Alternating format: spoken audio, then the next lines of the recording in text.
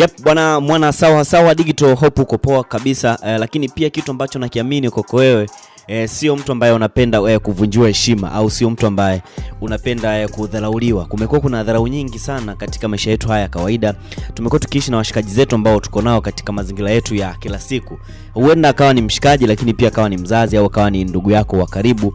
Akikuletea dharau, kuna baadhi ya vitu ambavyo pia wewe mwenyewe huwezi kupendezewa navyo, na kama ni mwanao unaweza kumchana, lakini kama itashindikana kumchana, basi unaweza kutumia hata watu waweze kumchana. Sasa hii imemtokea Miss Tanzania wa mwaka 2023, na hii ni mara baada ya kuona ni kama dharau fulani hivi kutokupewa ushirikiano na wale watu ambao wanahusika na masuala mazima ya Miss World. Tunajua kabisa kila nchi kuna Miss, kama hapa Tanzania kuna Miss Tanzania, Kenya kuna Miss Kenya, Uganda, kila nchi kuna Miss wao wa nchi, lakini kuna time ambayo huwa inatokea kwamba lazima mamisi wote duniani kote wanaweza kukutana katika show moja au katika ukumbi mmoja kuweza kubadilishana mawazo na vitu vingine vinakuwa vinaendelea. Sasa niko hapa na story ya Miss Tanzania wa mwaka 2023, na ameweza kuamua maamuzi ya kutokwenda kushiriki Miss World ya mwaka 2025, nikimaanisha mwaka huu. Nayo hii ni mara baada ya kuweza kufikiria na kutafakari kwa kina, na mnukuu akisema kwamba nimefanya uamuzi huu wa kutokushiriki Miss World mwaka 2025. Hili halikuwa chaguo rahisi, lakini kutokana na kukosa usaidizi, mawasiliano sahihi na maandalizi ya kutosha, kutokuwa na shirika ambalo linahusu au uwezo wa kutosha kuiwakilisha Tanzania katika hatua hiyo ya kimataifa. Anaendelea kwa kusema kwamba uamuzi huu unatokana na mahali pa kujipenda mimi, wafuasi wangu na maadili ninayoyasimamia.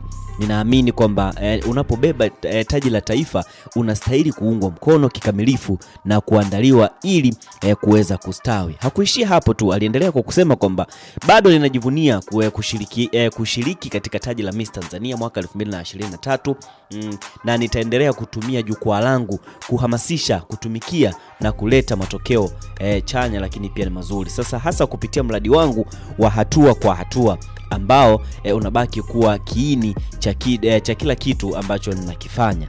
Akamaliza kwa kusema kwamba asante kwa kila mtu ambaye amekuwa na subira, lakini pia msaada na fadhili katika safari hii yote. Ameomba shukrani, lakini pia ameweza kutoa shukrani zake kwa wale wote ambao wamekuwa wakimsupport kuanzia mwaka 2023 pale alivyoweza kuwa Miss Tanzania na kuweza kutangazwa. Si kwamba kwa kinyongo au kwa nini, ni ngumu sana kuweza kuchukua maamuzi ya kushiriki Miss World kwa sababu ni mashindano makubwa dunia nzima. Mamisi wote mnakutana sehemu moja, huenda mkabadilishana mawazo and stuff kama hivyo, lakini yeye ameamua kushiriki, na hii ni mara baada ya kuona kwamba hakuna mawasiliano mazuri baina yake yeye na waandaaji wa haya mashindano. So anahisi kama ameshindwa kuonyeshwa support kwa sasa hivi. Vipi itakapofika siku husika, au vipi itakapofika muda wa kusema kwamba Miss World waweze kukutana na vitu vingine viweze kuendelea. Na sisi kama sawa sawa digital tumeamua kukuletea moja kwa moja kutokea hapa headquarters za sawa sawa digital. Endelea kutufuatilia katika mitandao yetu ya kijamii, kimaanisha Facebook, Instagram pamoja na X. Bila kusahau YouTube kuna alama ya kusubscribe hapo chini. Ukisubscribe lakini pia bonya na kitufe cha kengele, then sisi tunakwambia habari kiganjani mwako.